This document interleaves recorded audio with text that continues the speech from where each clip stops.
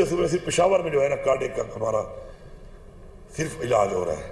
جو کہ بڑا انفارچونیٹ تھا۔ اتنا بڑا ہمارے پاس صوبہ ہے، اتنا لمبا، اور اتنے ریجن ہے ہمارے پاس، اتنے ایریاز ہیں،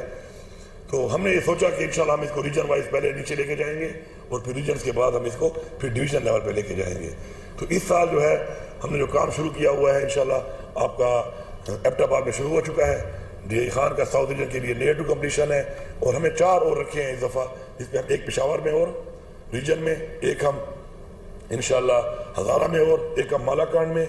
اور ایک ہم ساؤتھ پہ انشاءاللہ، اور اس کارڈیک کا علاج کو اس لیے ہم کریں گے کیونکہ ہمارے ہیلتھ کارڈ میں بڑا ایشو میں نے دیکھا ہے کہ ہیلتھ کارڈ کے جو لوگ جاتے ہیں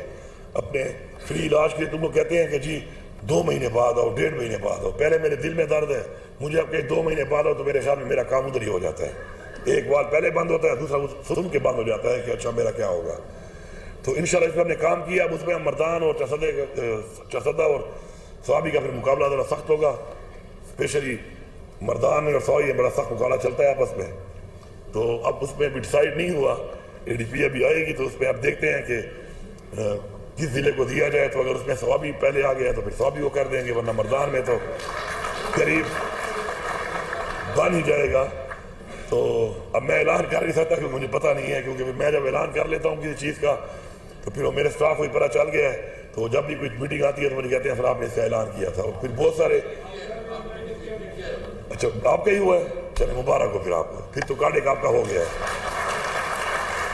تو میرے سر MBA بجا دیتے ہیں جی، اور ویسے مار بھی دیتے ہیں سر، میرا میموری بڑی اچھی ہے کہ جی آپ نے وعدہ کیا تھا مجھ سے، تو میں ان سے کہتا ہوں میں نے جھوٹ بولا تھا،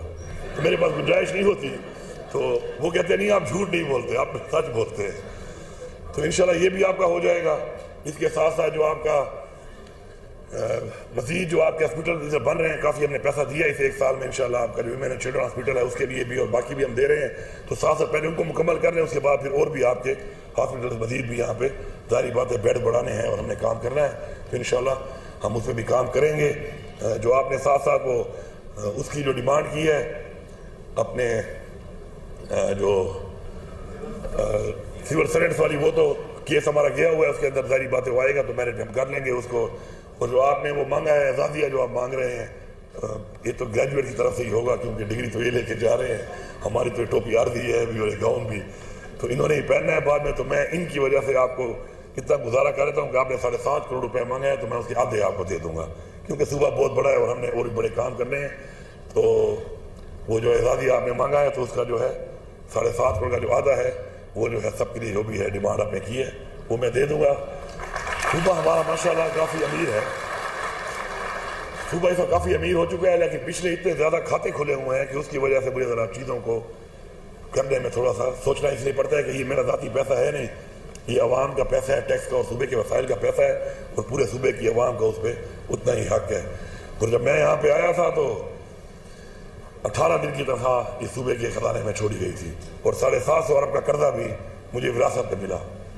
تو میری ہمیشہ سے ایک عادت ہے کہ میں چیزوں کو جو ہے نا میں توکل پہ بلیو کرتا ہوں، تو میرے بارے میں میرے قریبی دوست کہتے ہیں کہ میں لمحوں میں جیتا ہوں، دنوں میں بھی نہیں جیتا، لمحوں میں زندگی گزارتا ہوں۔ تو میں جب آیا تو انہوں نے مجھے ذرا کہانی سنائی کہ جی یہ تو 18 دن کی تنخواہ ہے اور صوبے کا خزانہ بالکل خالی ہے، پیچھے لائبلٹیز بھی کتنے 100 ارب روپے کی، اور پینشن اکاؤنٹ سے 35 ارب روپے نکالا ہوا تھا۔ تو میں نے اسے کافی کرنا کرو انشاءاللہ اپنی نیت ٹھیک رکھو، اللہ تعالیٰ انشاءاللہ اس خزانے کو بھرتا رہے گا۔ اور چونکہ ہمارا رمضان بالکل سر پہ تھا، آیا ہوا تھا، تو میں نے کہا 10 ارب روپیہ جو ہے نا یہ رمضان پیکیج دے دو لوگوں کو، کیونکہ غربت اور مہنگائی بہت زیادہ ہو چکی ہے، تو انہی کی دعا سے کسی کا اچھا روزہ افطاری یا سحری کے ٹائم کوئی ہمیں دعا دے گا تو انشاءاللہ ہمارے خزانے میں اللہ تعالیٰ پھر پیسے ڈالے گا اور ہمیں اپنے وسائل بڑھانے کے انشاءاللہ مواقع فراہم کرے گا۔ تو ہم نے آتے ہی وہ 10 ارب روپیہ رمضان پیکیج دیا، اور آج الحمدللہ ہماری یہ پوزیشن ہے۔ پھر میرے MPA تو یہ سن لیتے ہیں، پھر میرے پیچھے بھاگتے ہیں کہ اور زیادہ فنڈ دو، لیکن ہمارے پاس بقایا جات بھی بہت ہے نا، 1600 ارب کے ہمارے جو پچھلے کام جو ہمارے پہ چھوڑ کے گئے ہیں جو انکمپلیٹ ہے وہ بھی ہم نے مکانے ہیں۔ تو آج 3 مہینے کی تنخواہ بھی ہمارے پاس پڑی ہے، اور ہمارے 1 مہینے کی تنخواہ جو ہے 64 ارب روپے ہے، یہ آپ کو پتہ ہو۔ 3 مہینے کی تنخواہ ہمارے پاس پڑی ہے۔ عمران خان کے ویژن کے مطابق میں نے یہ فیصلہ کیا کہ ہمیں قرضہ اتارنا ہے، کیونکہ مقروض قومیں جو ہیں یہ کبھی بھی خوددار اور خود مختار نہیں ہوتی۔ تو اس وقت شروع میں جب میں نے بات کی تو مجھے مزمل اسلم ایڈوائزر نے کہا کہ جی 30 ارب تک ہم اس میں گنجائش نکالیں گے، تو میں نے 50 ارب کا اعلان کر دیا، تو وہ مجھے ملا، اس نے کہا سر آپ نے 50